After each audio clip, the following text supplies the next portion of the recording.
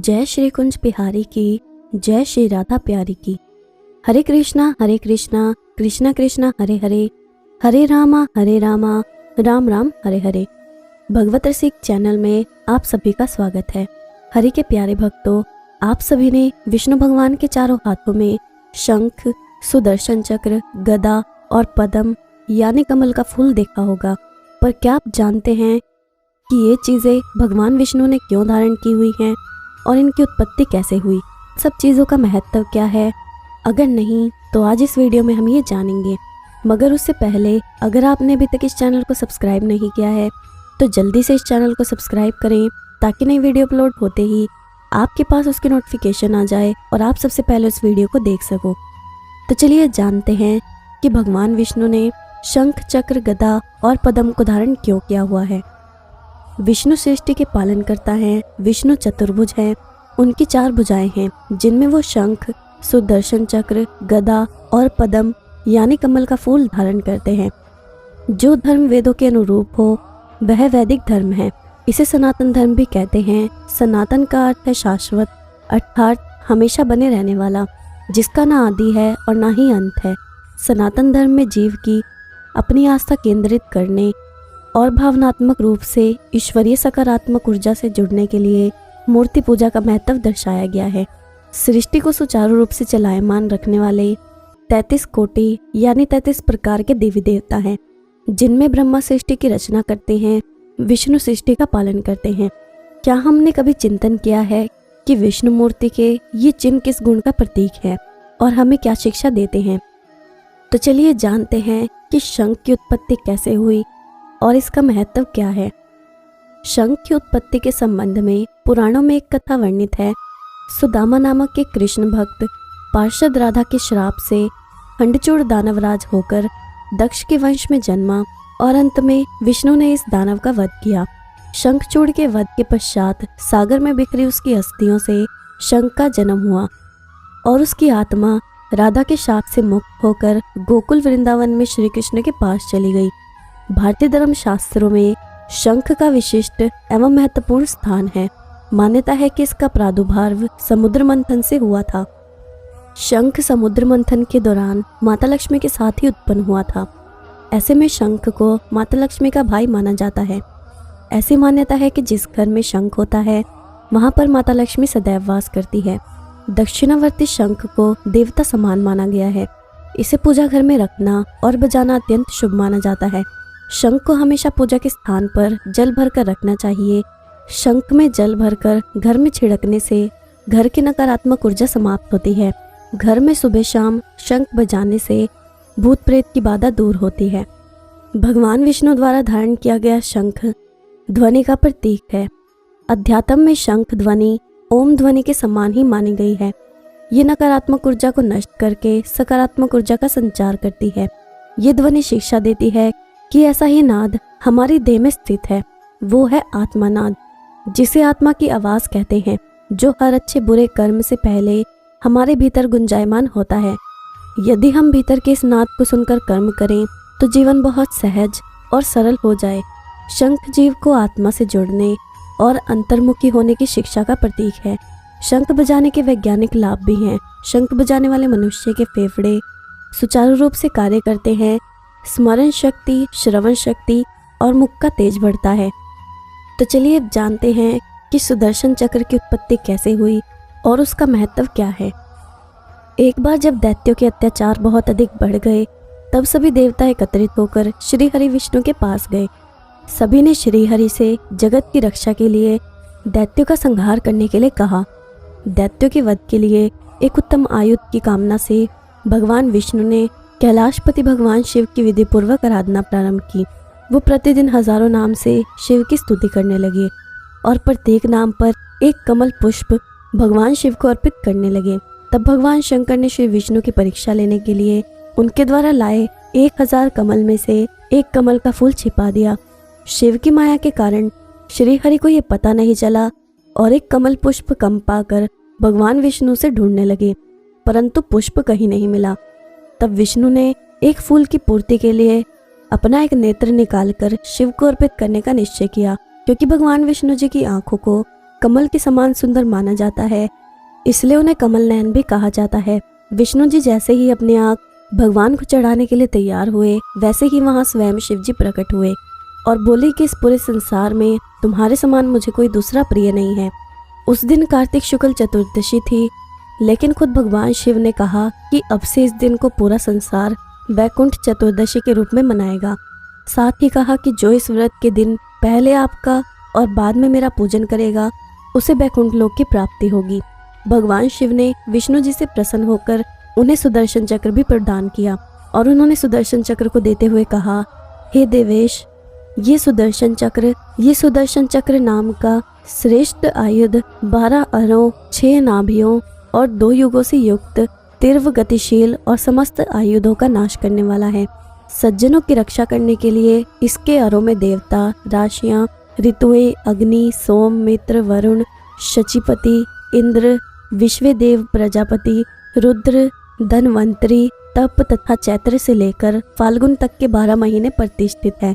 आप इसे लेकर समस्त आसुरी शक्तियों का संहार करें। इस प्रकार सुदर्शन चक्र श्री हरि के स्वरूप के साथ सदैव के लिए जुड़ गया। सुदर्शन चक्र भगवान विष्णु का अमोघ अस्त्र है। ये दूरदर्शिता और दृढ़ संकल्प का प्रतीक है। सर्वहित शुभ मार्ग पर चलते हुए दृढ़ संकल्पित जीव अपने लक्ष्य को भेदने में सदा विजय होता है। चक्र शिक्षा देता है कि जीव को दूरदर्शी और दृढ़ संकल्प वाला होना चाहिए।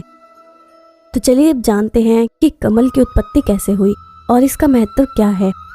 कमल के फूल का सौंदर्य प्रकृति अनुपम उपहार तो है ही, भारतीय साहित्य और संस्कृति में भी इसको गहन निष्ठा और भावनात्मक तन्मयता के साथ स्वीकार किया गया है। भगवत पुराण को 18 पुराणों में से एक है। उसमें सृष्टि के प्रारंभ का एक रोचक वर्णन मिलता है, जिसमें कमल के फूल से सृष्टि की उत्पत्ति की कथा कही गई है। एक बार भगवान विष्णु को विचार आया कि ऐसी दुनिया रची जाए जिसमें पृथ्वी लोक पर सभी मनुष्यों का जीवन संभव हो।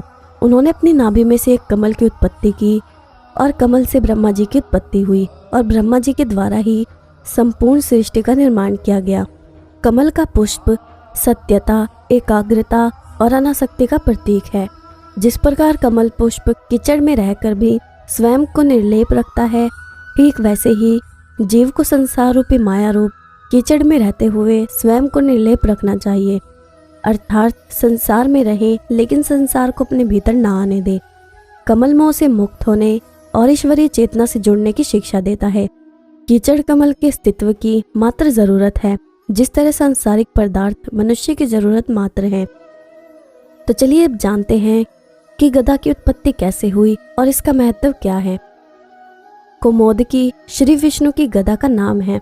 आलवार संतों की परंपरा में भूतत्ता आलवार को कौमोदकी का अवतार बताया गया है। चित्रों में विष्णु को दाहिने हाथ में गदा धारण करते हुए दिखाया जाता है। वहीं कुछ शिल्पों में कौमोदकी गदा नारी या गदा देवी के रूप में विष्णु के बराबर खड़ा दिखाया जाता है। श्री कृष्ण को भी विराट रूप में कौमोदकी धारण करते हुए दिखाया गया है। कभी कभी इसे मत्स्य, कूर्म, वराह और नरसिंह के हाथ में भी दिखाया जाता है। महाभारत के अनुसार वरुण ने श्री कृष्ण को कौमोदकी प्रदान की थी। गदा ईश्वर की अनंत शक्ति और बल का प्रतीक है। कर्मों के अनुसार ईश्वर जीव को दंड प्रदान करते हैं। ये ईश्वरीय न्याय प्रणाली को दर्शाता है। दुष्टों के लिए गदा भय की तरह काम करता है। वही रक्षा का प्रतीक ये गदा सज्जनों के लिए होता है। ईश्वर की न्याय प्रणाली को गदा दिखाता है। अब आपको ये पता चल गया होगा कि भगवान विष्णु के द्वारा धारण की गई शंख, गदा, सुदर्शन चक्र और कमल के पुष्प की उत्पत्ति कैसे हुई और इनका हमारे जीवन में क्या महत्व है। अब हम जानेंगे कि पूजा की घंटी के शीर्ष में गरुड़ जी का ही प्रतिरूप क्यों है। जब शिव ने सुना कि पति का अपमान न सहकर सती ने प्राण त्याग दिए, तो अपनी जटा को नोचकर जमीन पर पटक दिया, जिससे वीरभद्र उत्पन्न हुए। शिव ने पापियों को दंडित करने के लिए आदेश से प्रजापति के यहाँ उनको भेज दिया। वहां वीरभद्र ने जो सामने आया सबको ठोंक पीट कर बाजा बजा दिया। पूषा के दांत टूटे, भग की नाक फूटी, दक्ष प्रजापति का तो सिर ही काट दिया। जिसको जहां जगह मिली वो वहां भाग गया। गरुड़ भी भागकर घंटे पर बैठकर मूर्ति बनने का नाटक करने लगे। शुक्राचार्य कमंडलू में छुपे, कोई पताका में, कोई बांस में छुपे। जो अंतर्ध्यान हो सकते थे गायब हो गए। वीरभद्र ने कहा कि यदि जान प्यारी है तो इसी तरह सभी रहना और कभी शिव विरोध ना करना। तब सभी ने शिव की प्रार्थना करना शुरू कर दिया। तब शिव ने वीरभद्र के क्रोध से सबको बचाया और दक्ष के सिर पर बकरे का सिर लगाकर जीवित किया। तभी से गरुड़ को घंटे पर पूजन किया जाता है। गरुड़ भगवान विष्णु का वाहन है। मंदिर की घंटी के शीर्ष पर सुशोभित और मंदिर के शिखर पर गरुड़ ध्वज स्थापित होता है। जहां मंदिर के शिखर पर श्री गरुड़ जी भगवान श्री विष्णु के अविरल विजय पताका फहराते हैं, वहीं गरुड़ जी भगवान के भोग में सभी को आमंत्रित भी करते हैं। घरों के मंदिर में गरुड़ घंटी का ही प्रयोग होता है। गरुड़ जी जब उड़ते हैं तो उनके पंखों के हिलने से जो ध्वनि उत्पन्न होती है वो ध्वनि मंत्रोच्चारण जैसी होती है।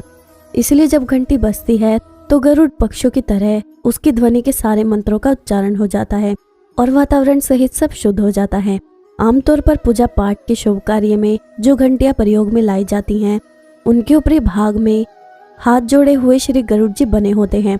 ऐसी मान्यता है कि जब भगवान को भोग लगाया जाता है तो श्री गरुड़ जी अपनी दिव्य ध्वनि से भगवान के भोग को पवित्र और आरोग्यकारक बनाते हैं। बिना गरुड़ घंटी के ध्वनि के उनका भोग अधूरा रहता है। इसलिए मंदिर और घरों में गरुड़ घंटियों का प्रयोग होता है। देवताओं को निमंत्रित करना और राक्षसों को भगाने के लिए घंटानाद किया जाता है। और देवताओं में सिर्फ भगवान विष्णु जी ही राक्षस जाति में सबसे बड़े शत्रु माने जाते हैं, जो साम दाम दंड भेद कैसे भी हो राक्षस राज समाप्त करते हैं।